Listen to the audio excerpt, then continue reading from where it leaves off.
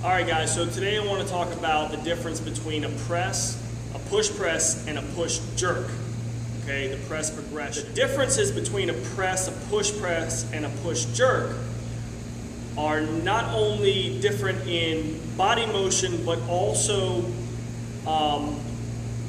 theoretically how much you will be able to push overhead with the different movements. You will have a definable max for everything. The press will be the lowest.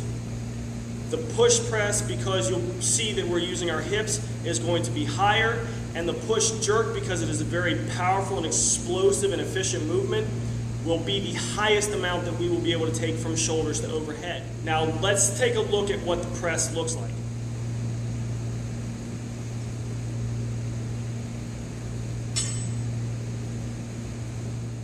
Okay, and as you see, we have a nice static hold, okay, in the hips.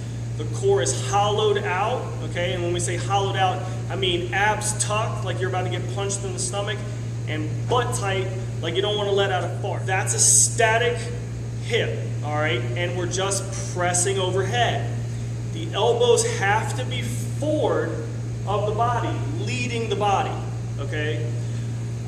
If your elbows are dropping back, it's inefficient because then you're going to be pressing out your change of direction and the stress on muscles completely change. So, the press, static in the hip, hollowed out core, elbows leading the body, strict press up. Now let's take a look at the push press.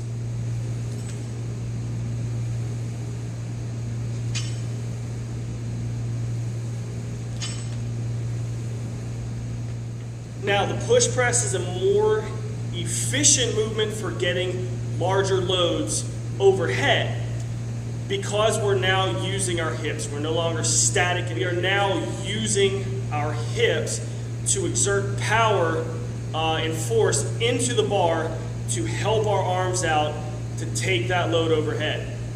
So, to focus on the dip, okay, you're going to see that I'm breaking the knees, okay, which is just a break in the knees. And my shoulders are still back and I still have a hollowed out core, okay? So when you break, you do not want to lean forward, okay? You want to break the knees and kind of sit into a saddle with tall posture. You may feel like you're actually leaning back, but you're not. You will be straight, okay? When you break the knees, you're allowing the hips to transfer force into the bar, and then your arms take over and press it the rest of the way out overhead. Now, let's talk about the push jerk.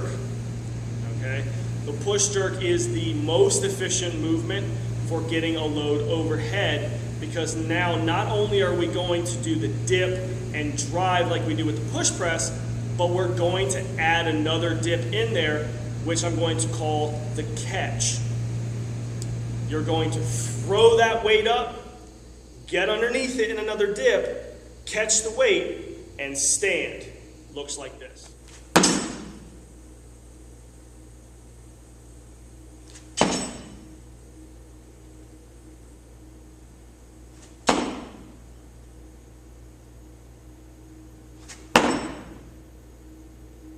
The idea behind the push jerk is that we cannot press it overhead with only the drive of our hips and the follow through with the arms.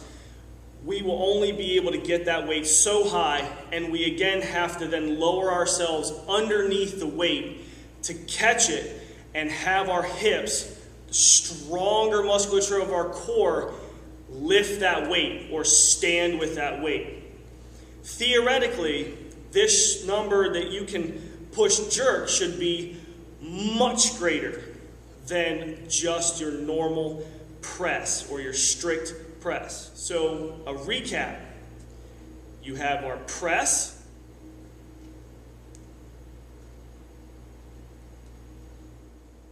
the push press,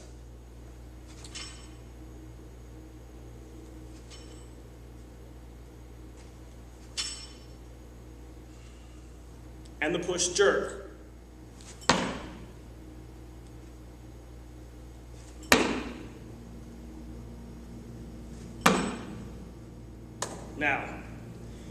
when doing the push jerk, okay, it is important that you are transferring energy into that bar and basically jumping through that bar, pressing it overhead, and then landing in a dip, okay? And if you stomp, you know that you're getting underneath it, okay? So it is a dip, a jump, a stomp back into that dip with that load overhead.